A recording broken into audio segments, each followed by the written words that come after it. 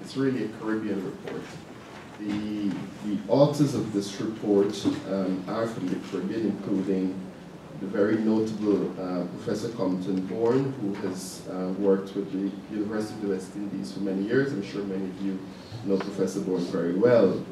And it drew on extensive inputs from not only the authors, but political leaders in the region with whom we've had the opportunity to consult at the various stages, regional policy makers, CARICOM, the OECS, and other regional institutions. So we really see this as a Caribbean message.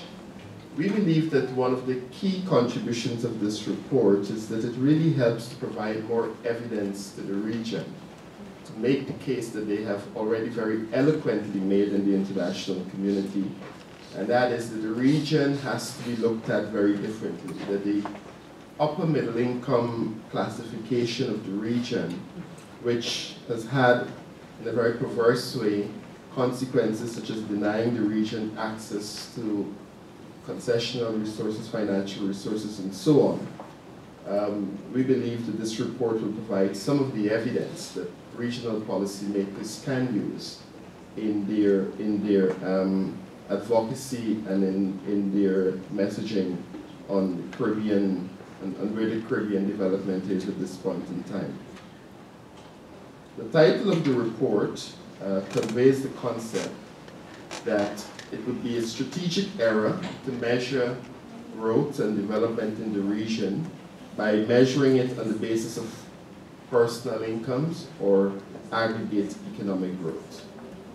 And we argue in this report that it's important to focus on factors affecting the resilience of states, and we show some of these factors in the report.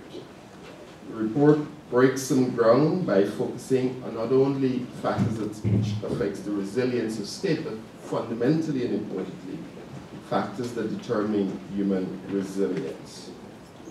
Therefore, there are four key messages that I'd like to quickly point out before giving you a bit more detail on the analysis and the diagnosis that has been done in this report.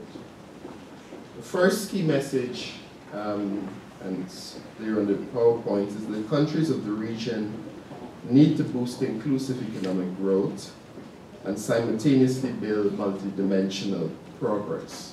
We show in this report, unfortunately, that there is increasing human vulnerability in the Caribbean. We also show that the sluggish economic growth in the region has constrained, despite the political will of many of the leaders and governments of the region, has constrained multidimensional progress. And then finally, in terms of looking at the future agenda, an agenda that is integrated, the 2030 Sustainable Development Agenda, we show how by pursuing a multidimensional approach to the development issues that we faced with, how we can break through some of the structural and other challenges of the region.